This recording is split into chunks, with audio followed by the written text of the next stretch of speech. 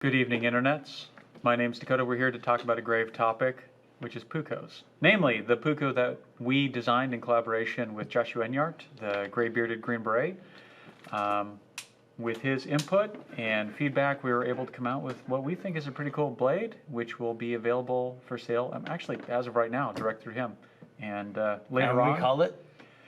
Well, it's our first Puuko through 3DK, so the Fucko, right? No, the Fuko. It's the Fuko. The Fuko. Knife shop.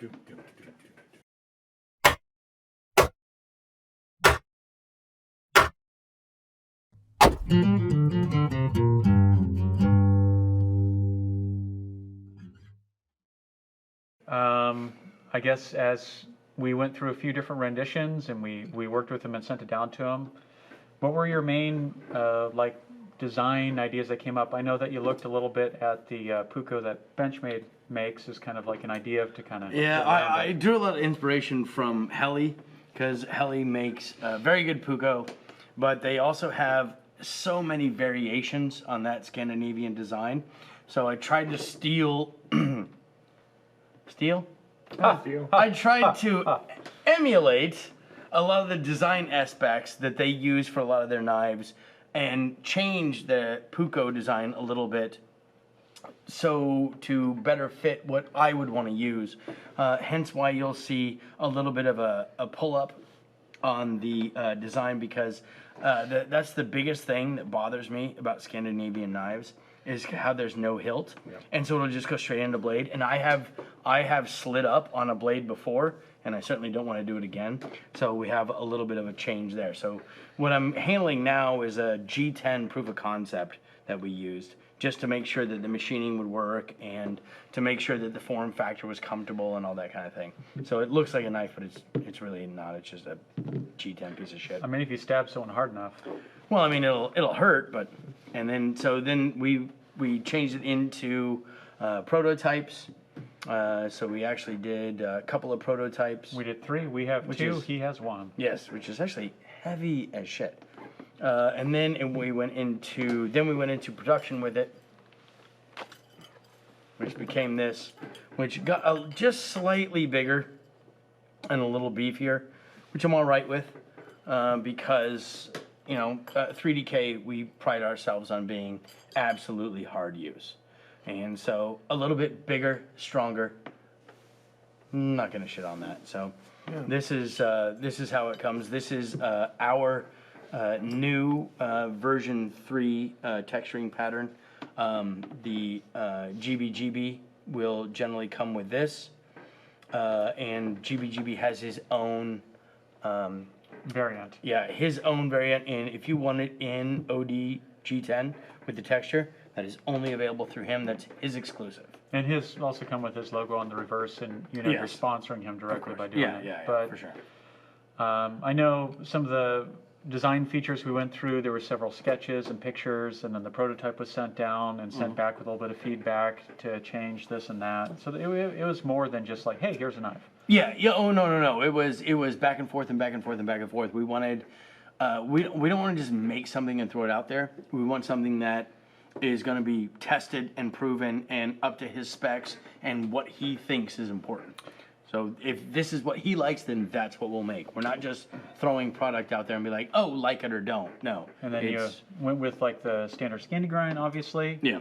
And then you went with a wiped finish because you didn't stonewash these, because you wanted all the surfaces to still be hard right angles for scraping and ferro rod use. At his request. Which is important, because this is, he wanted N690, which is what we did. Yes. Yeah. Which doesn't really have any carbon in it at all. Yeah. So you can't really just use a flint and steel with it. Yeah, it's basically a modern variant of VG10.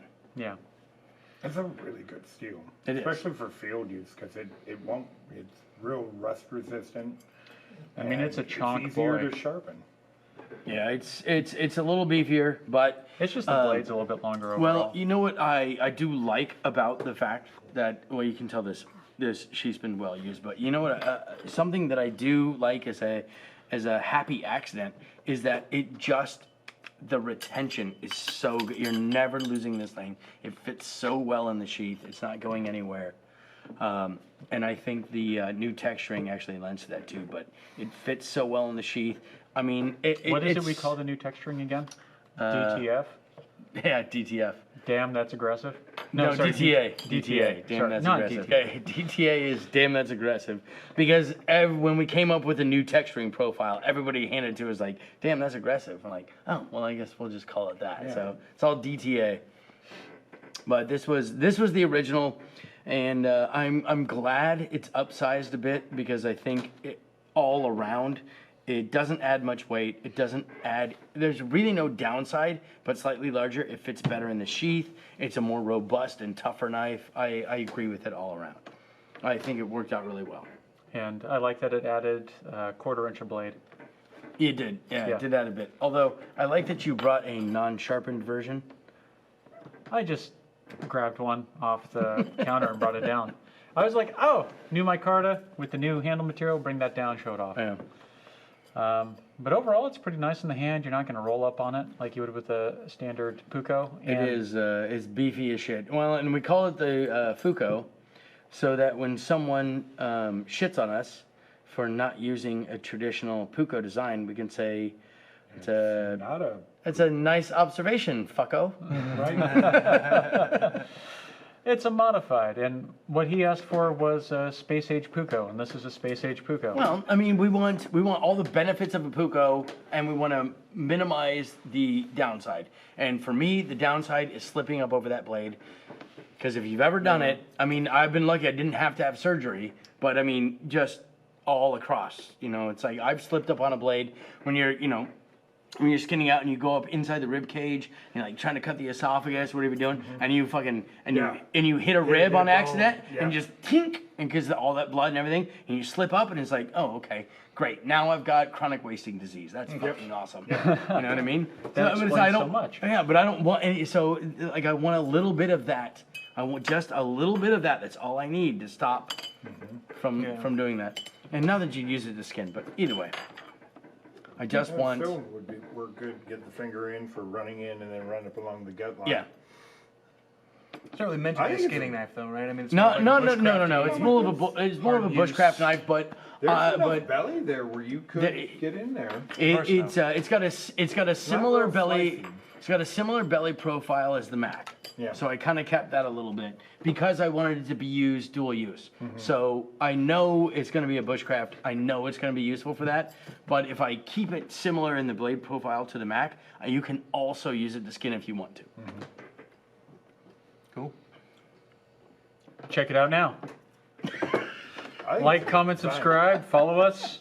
Go check out Joshua Enyard's page, Gray Bearded Green Beret. Or actually, give him, if you're here, you probably saw him talk about it, and now you found us. give him the Do you know NG, who the fuck we are? give him the Northern Knives bump of 5 viewers, and we'll be proud. Have a nice day.